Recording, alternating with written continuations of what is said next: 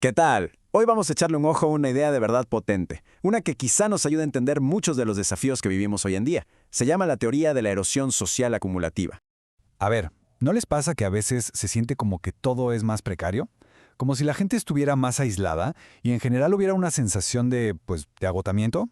Bueno, créanme que no es pura coincidencia. Justo ese sentimiento es el corazón de lo que vamos a analizar. Para entenderlo, vamos a seguir este caminito.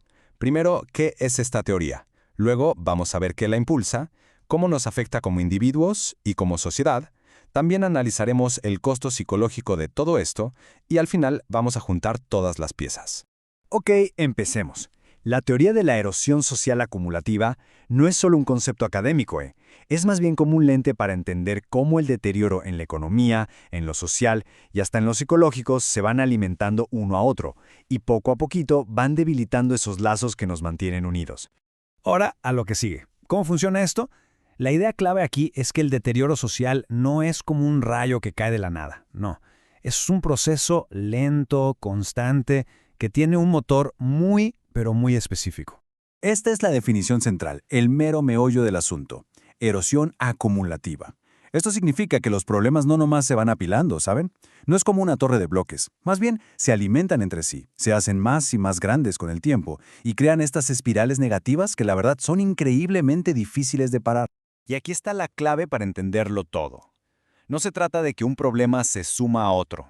No, se trata de que un problema multiplica el impacto del que sigue. Y esa es la diferencia que lo cambia todo y explica por qué las cosas a veces se pueden poner tan mal tan rápido. Este es un ejemplo perfecto de cómo funciona. Pensemos en alguien que sufre estrés postraumático. Ese malestar puede hacer que se aísle, ¿no? Y al aislarse, pues su red de apoyo se hace más chica. Pero ¿qué pasa? Esa falta de apoyo hace que su malestar crezca todavía más.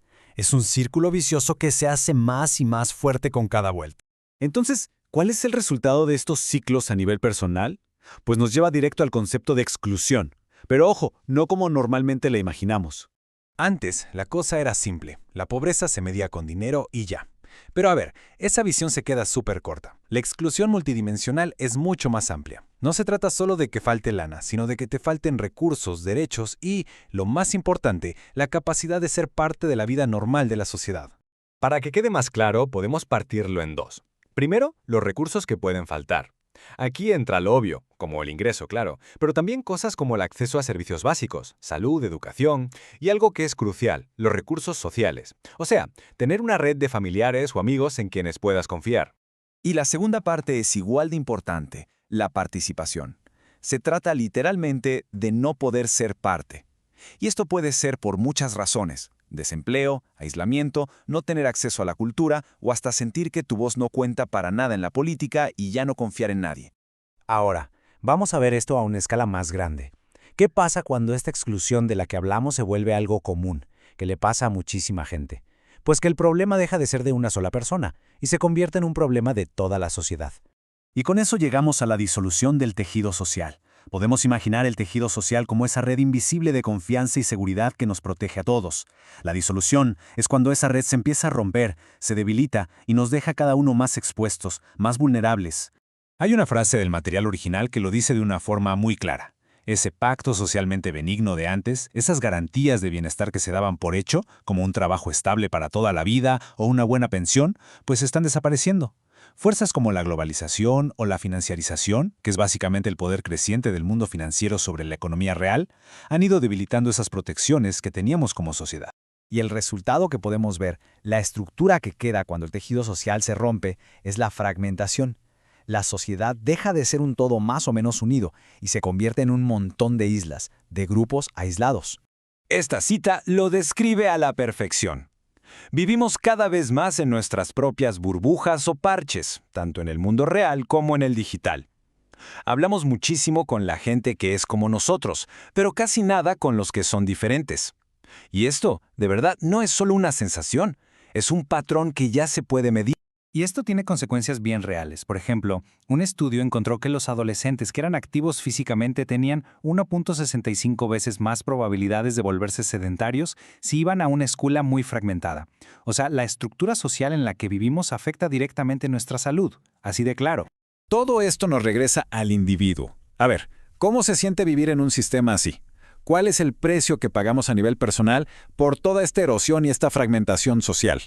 Hay un término para describir esta experiencia: subjetividad exhausta. Suena complicado, pero es ese estado mental, ese estado emocional de vivir con una inseguridad constante, donde parece que toda la responsabilidad del éxito o del fracaso cae sobre nuestros hombros, porque esas redes de seguridad colectivas que antes nos sostenían, pues ya no están. Y las tendencias económicas de hoy le echan más leña al fuego. Por ejemplo, el taylorismo digital, que es básicamente la optimización del trabajo con algoritmos y vigilancia constante. O la famosa gig economy, que suena muy bien con eso de sé tu propio jefe, pero que en realidad le pasa todo el riesgo al trabajador. Estas fuerzas nos obligan a vivir en alerta, enfocados nomás en sobrevivir el día a día, sin poder pensar en el futuro. Muy bien, llegamos al final. Ahora vamos a amarrar todos los cabos. Hemos visto varios conceptos importantes y es clave entender cómo se conectan, como si fueran una cadena. Aquí está toda la secuencia como un efecto dominó. Todo arranca con la erosión acumulativa, ese motor que multiplica las desventajas. Esto provoca que las personas sufran exclusión multidimensional. Cuando a muchos les pasa eso, el tejido social se rompe. La estructura que queda es la fragmentación social.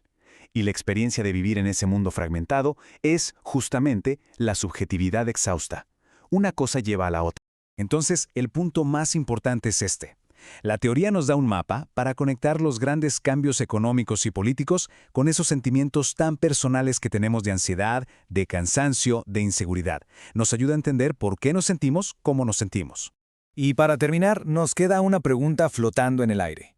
Si el deterioro funciona de forma acumulativa, creando estas espirales que van para abajo, ¿sería posible crear espirales que vayan para arriba? ¿Podríamos aplicar el mismo principio pero al revés para reconstruir todo lo que se ha perdido? Es algo en lo que sin duda vale la pena pensar. Muchas gracias por habernos acompañado.